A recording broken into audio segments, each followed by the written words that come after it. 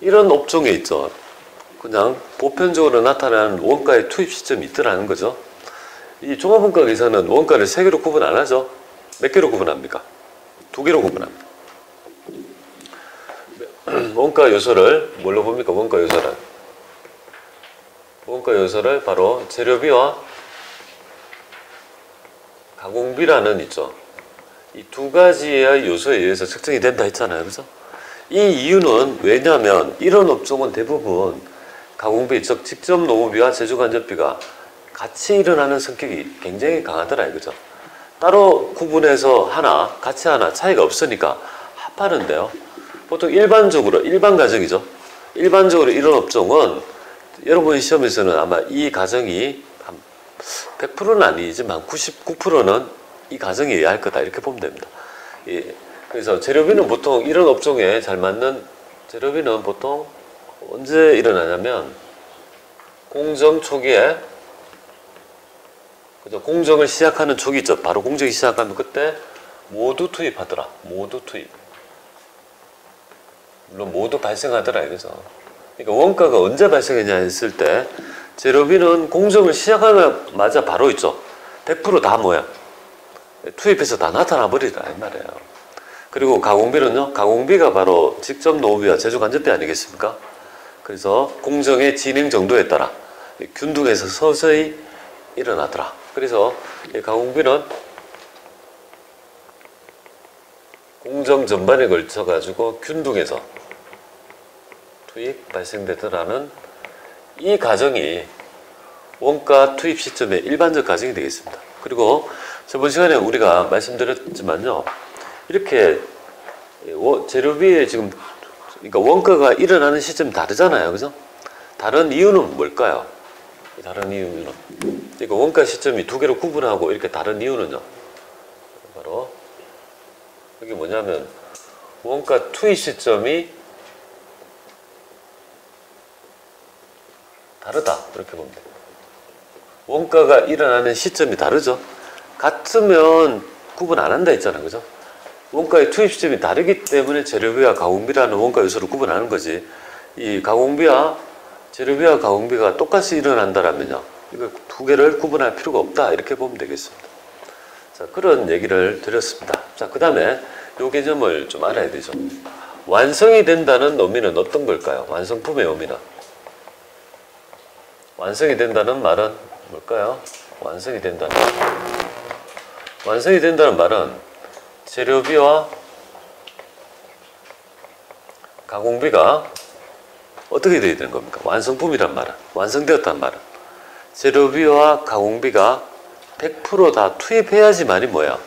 완성이 된다는 개념을 깔아주십시오. 재료비도 결국은 100%가 투입돼야 되고 가공비도 100%를 투입해야지만이 완성이 된다. 요 개념도 좀 알아주시면 좋겠습니다. 자, 요거에 대한 기본적 개념을 가지고 있죠. 우리 책으로 보면 392페이지에 있는 있죠. 예제 문제 2번을 가지고 392페이지 계산 문제죠. 392페이지 예제 문제 예제 2번을 가지고 계산 문제 가지고 이 완성품 환산량에 대한 있죠. 이해를 조금 해보겠습니다. 자, 그러면 우리가 완성품 환산량을 구하려면 2단계, 1단계, 2단계가 완성품 환산량이잖아요. 종합원가 계산의 1단계와 2단계는 알아야 될 거다. 그죠? 근데 그게 별거 아니에요. 보면 1단계가 뭐냐면 일단 1단계가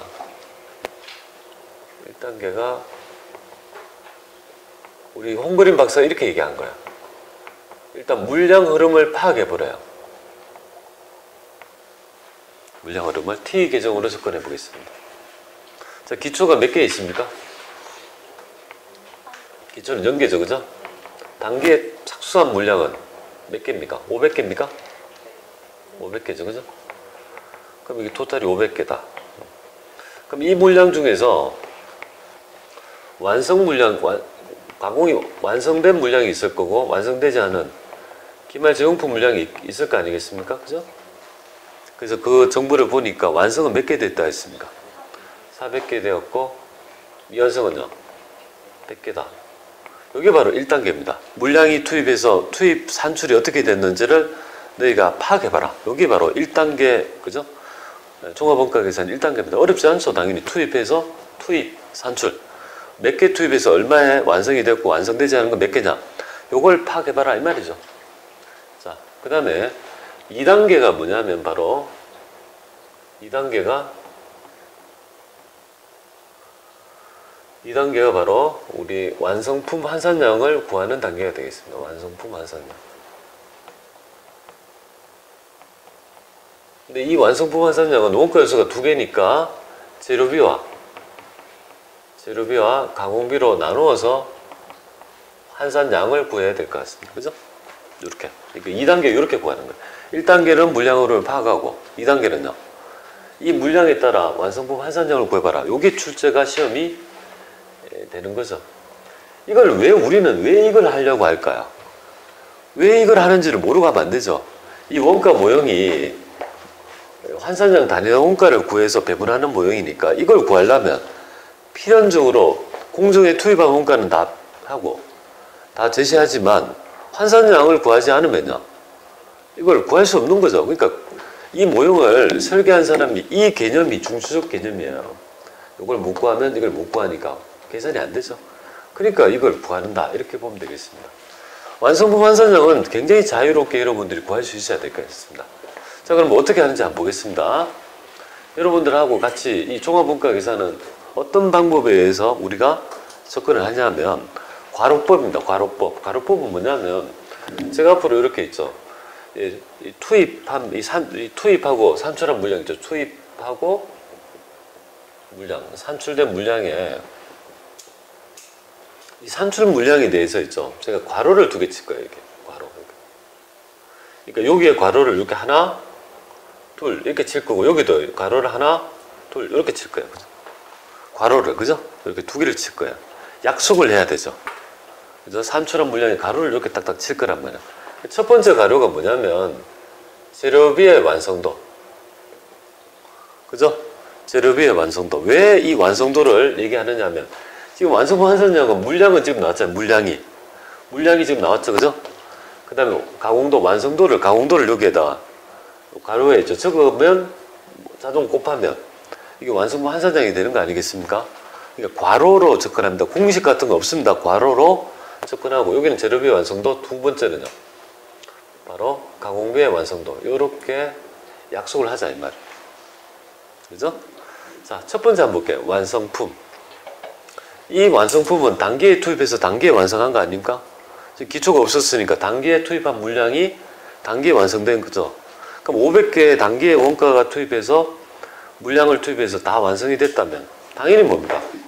완성됐다는 거는 재료비도 100% 받아야 되고 가공비도 100% 받아야 완성이 되죠. 그러니까 아까 얘기했지만 10개가 완성되었어요. 완성품 환산량은 몇 개입니까 하면 10개를 했잖아요. 그럼 그거는 가공조가 100%니까 10개였죠. 그죠? 그 똑같은 개념입니다. 그러니까 당연히 여기에다가 1 이렇게 적습니다. 나중에 되면 별로 의미가 없죠. 당연한 거니까. 그러니까 1이라는 말은 100%라는 얘기예요. 그렇죠? 자, 그런데 거기 보면 이번에 보면 기말 제공품 100개 있죠. 완성도가 50%가 돼 있잖아요. 그죠? 완성도가 50%죠. 이 완성도가 도대체 뭐를 얘기하는지를 한번 여러분들은 이해하셔야 됩니다. 첫 번째 완성품 환산량에 있죠. 그죠? 이해하는데 요 개념이 중요합니다. 자, 이거는 당연한데 기말 제공품 재고의 수량이 100개다. 근데 완성도가 50%죠? 그럼 50%가 재료비의 완성도냐 가공비의 완성도냐 요거를 알아채야 될 것 같습니다. 과연 재료비의 완성도일까요? 가공비의 완성도일까요? 뭘 가지고 그걸 알 수 있냐 이걸 우리가 알아야 되죠. 그죠? 도대체 얘인지 아무런 걸 밝히지 않잖아요. 밝히지 않는데 우리는 어떻게 아냐고요? 그게 바로 뭐 때문에 아느냐면 바로 기본 가정 때문에 그렇습니다. 기본 가정이 어떻습니까? 두 번째 줄 재료는 공정 시작 시점에 전량 투입되고 가공비는요 공정 전말에 걸쳐 균등해서 투입한다는 가정 보입니까? 요 가정이 바로 요거잖아요. 요거 일반 가정. 요걸 얘기하는 거잖아요. 요걸 얘기하는 거잖아요. 여기는 이제 99%예요. 여러분 시험에서 가정이. 요 가정 하에서의 얘기죠. 그죠? 요 가정 하에서 자, 한번 보겠습니다. 재료비는 어떻게 한다고요? 공정 초기에 100%를 다 투입한댔죠. 공정이 50%란 말은 뭐예요? 재료비의 얘기일까요? 가공비의 얘기일까요? 가공비의 얘기입니다. 이유는 요 가정 때문에. 재료비는 100%가 되든지 0%가 되든지 두 개밖에 없죠. 공정을 진행 안 했는 물량은요, 0%가 되고 투입한 적이 없을 거고, 50%를 진행했다는 말은 어떻게 됩니까? 자, 한번 생각해 볼게요. 이 100개 물량은 공정을 딱 올렸죠. 올려가지고 공정을 진행하면 자동적으로 어떻게 됩니까? 재료비가 100%로 밀가루가 다, 그죠? 100%가 투입되는 거야. 여기에 물량이 되는 재료비는 다 투입한 거야. 그리고 가공비가 어떻게 들어갑니까? 인건비와 그 다음에 경비 같은 거 있죠. 전기료 할지 동력비가 막 들어가잖아요. 가공하다가 언제 썼다? 공정에 50%를 썼다 이거죠. 그죠? 요 놈입니다. 그러니까 여기에서 알 수 있는 거는 50%의 의미는요, 바로 가공비의 완성도다 이렇게 보면 됩니다. 해석상 재료비는요, 바로 100%가 된다는 점을 알아야 돼요. 여기 100%다. 여기 처음에 있죠. 잘 이해를 못하면, 이 모형을 잘 모르고 접근하면 색을 딱 보면 도대체 뭔 말인지 모른단 말이에요. 이걸 왜 이렇게 하는지. 지금 우리는 왜 이걸 이렇게 할까요? 이 100개가 완성된 게 아니잖아요. 미완성 물량을 완성품으로 환산하려고 하는 거죠. 도대체 이 100개를, 그죠? 이 100개를 50%만 진행하지 말고 그냥 50개를 그냥, 그러면 100개를 50%만 진행한 게 아니라 완성시켰다면 반만 해가지고 그 물량을 완성을 했다면 다 100% 완성이 됐을 거 아니에요. 그죠? 그런 의미를 내포하는 거죠. 왜냐하면 우리 모형이 완성품 환산형을 나눠서 하는 모형이니까 이게 중요한 개념이에요. 자, 요거까지 되겠습니까? 자, 그 다음부터는 산수가 되겠습니다. 자, 그러면 산수 어떻게 합니까? 완성품 환산형은 물량에서 가공 정도, 완성도를 곱하는 거죠. 그러니까 이 물량에서 어떻게 됩니까? 400개의 첫 번째 하면 재료비죠, 그죠? 재료비의 완성도 400개 되겠습니다. 가공비도 뭡니까? 이렇게. 그죠? 400개 이렇게 되고 산수다, 그죠? 그러니까 이거는 나중에 되면 별로 개념, 의미적으로 그렇게 큰 중요한 게 아니죠. 당연한 거 아니겠습니까? 여기 완전 중요해요. 100개 곱하기 이거 하면 100개고 이거 곱하면 100개 곱하기 재료비, 요거는 재료비의 완성품 환산량, 요거는 100개 물량 곱하기 가공도, 그죠? 가공비의 완성품 환산량, 그러면 곱하면 50개가 되겠죠? 그럼 합하면 500개가 될 거고요. 요거 하면 이게 정답이 되겠습니다. 자, 이 정도 시험이 여러분의 시험 출제됩니다. 아니, 어렵지 않잖아요. 그쵸? 그런데 왜 이걸 사람들이 그렇게 어려워할까요? 그렇게요. 자, 그러면 요 단계에서 여러분들하고 뭐라 할 거냐면, 제가 나눠드렸던 그때 있죠? 원가 자료 있죠? 그 자료를 좀 펼칩니다. 원가 자료 펼치시고, 요거 있죠? 이 중에 연습을 해볼 건데요. 이 세무 2급 중에서 쉬운 문제가 하나 있어요. 그게 뭐냐면 4페이지에 문제 18번 되겠습니다. 여러분의 그 예제 문제 4페이지에 문제 18번이 여기 풀 수 있는 문제입니다. 똑같이 여러분들하고 요걸 같이 한번 똑같이 이렇게 해보겠습니다. 이런 거는 일단 요 물량 그림이 딱 돼야 되겠죠, 그죠? 이렇게 딱 해서 1단계, 2단계 해야 됩니다. 그리고 나중에 제가 기출문제 풀이나 할 때 보면 좀 더 빨리 하는 방법, 그죠? 빠르게 이렇게 탁탁 하는 방법도 가르쳐 드릴게요. 근데 빠르게 하는 것만 중요한 게 아니고요. 이 모형에 대한 이해가 안 돼 있으면 의미가 없으니까 좀 익혀주시면 좋겠습니다. 자, 이거 한번 풀어보겠습니다. 같이 여러분하고 어떻게 되는지 볼게요.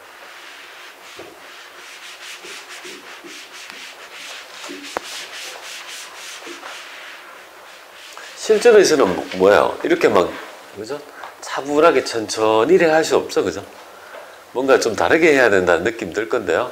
일단 강의하는 거니까 처음에 1단계 물량 흐름을 파악해 볼게요. 물량 흐름을 파악해 보겠습니다. 그리고 2단계가 완성품 환산량이니까요. 재료비하고요. 가공비 이렇게 있죠. 두 개를 구분해서 완성품 환산량을 딱 구해볼게요. 자, 1단계 뭐 합니까? 물량 흐름을 파악이 되죠. 그러니까 그 제시된 자료에 있죠. 기초와 단계에 투입한 물량, 그리고 이 물량을 통해서 완성된 물량과 완성되지 않은 기말 제공포의 물량, 요걸 먼저 우리가 파악을 해보겠습니다. 그죠? 자, 그리고 거기 보시면 주 신석은 당월에 800개의 생산에 착수해서 이 중 60%는 완성, 40%는 울말 제거, 완성도는 50%. 원재료는 공정 초기에 모두 투입하고 가공비는요, 공정 전반에 걸쳐 균등 투입. 일반 가정이죠? 그리고 기초 제공품은 없다. 이거죠? 여기에 뭐 몇 개 있습니까? 0개고, 단계는 몇 개를 투입했습니까? 800개. 800개가 될 거고, 여기에 완성이 몇 개가 됐다고 했습니까? 60%는 완성이 되었다니까 6판이 480개는요. 완성이 되고 320개는요. 미완성이 됐다. 이런 정보가 보이죠. 그죠? 이렇게 물량을 딱 나누죠. 그죠? 여기까지 되겠죠? 그 다음에 과로법에 의해서 그건 하란 말이에요. 단기에 투입해서 단기에 완성이 됐으니까요. 항상 이 완성이 되었다는 말은 단기 투입해서 단기 완성된 거는요. 100% 원가를 다 투입해야지 완성이 되는 거 아니겠습니까? 당연히 이거는요. 이론의 여지가 없습니다. 1, 1 이렇게 되는 거예요. 그 완성도가 몇 개입니까? 완성도 50%죠? 완성도가. 이 완성도는 누구의 완성도입니까? 재료비의 완성도다? 가공비의 완성도다? 가공비입니다. 왜? 재료비는 이 가정에 의하면 어떻게 됩니까? 이 가정에 의하면 재료비는 150, 20%, 30% 이런 개념이 있을 수 없죠. 다 투입되든지 안 하든지 100%가 되는지, 그죠? 100%냐 0%냐 이 둘 중에 하나지 뭐 20% 30% 개념이 있다 없다? 그런 개념이 있을 수가 없죠. 이 가정 때문에 일어나는 거예요. 그러니까 당연히 공정 초기에 모두 투입했다. 그럼 공정을 진행했다면 이 물량에 대해서는 재료비가 다 받은 놈이라는 걸 알 수 있습니다. 그러면 1하고 뭡니까? 0.5가 되겠죠? 50%. 이렇게 하면 그 다음부터는요. 산수가 되겠죠? 그죠? 산수를 해보겠습니다. 480개 40개, 320개. 그거 하면 160개 이렇게 되겠습니다. 그죠? 그러면 이거는 800개가 될 거고요. 이거는요, 뭐 640개 이렇게 되겠습니다. 800개와 640개의 답을 구하시면 되겠습니다. 그래서 답은 3번이 되겠습니다. 그죠?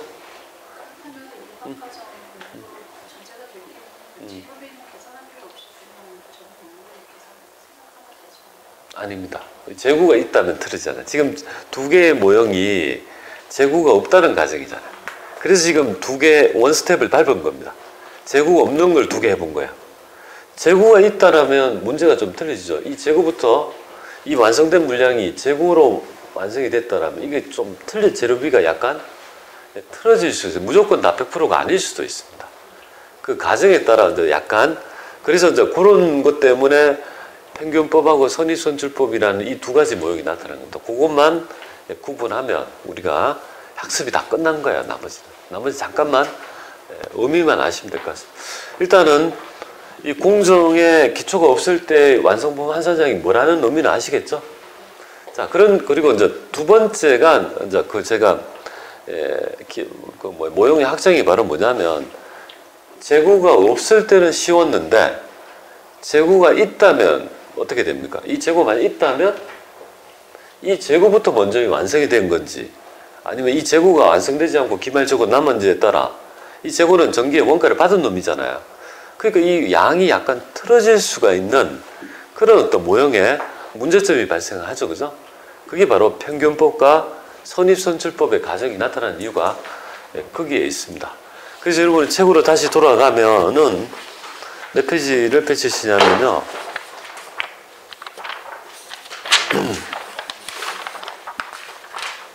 그러면 그 383페이지에 완성품 환산량이 있고 그 다음 3절에 그죠? 타이틀이 뭡니까? 평균법과 선입선출법이라는 의미가 딱 나타나죠. 그 의미가 나타나는 이유가 뭘까요? 바로 재고가 있으면 이런 것들을 어떻게 원가 계산을 할 거냐는 모형이 나타날 수밖에 없어. 그래서 이런 바로 두 번 완성품 환산량이 나오고 그 다음에 그죠? 원가 흐름의 과정 어떤 우리 평균법과 선입선출법이 나타나는 이유가 여기에 있다 이렇게 보면 되겠습니다. 알겠죠? 자, 이거는 조금만 쉬었다가요. 이제 구체적으로 요 모형만 해보면 될 것 같습니다. 좀 쉬었다 하겠습니다.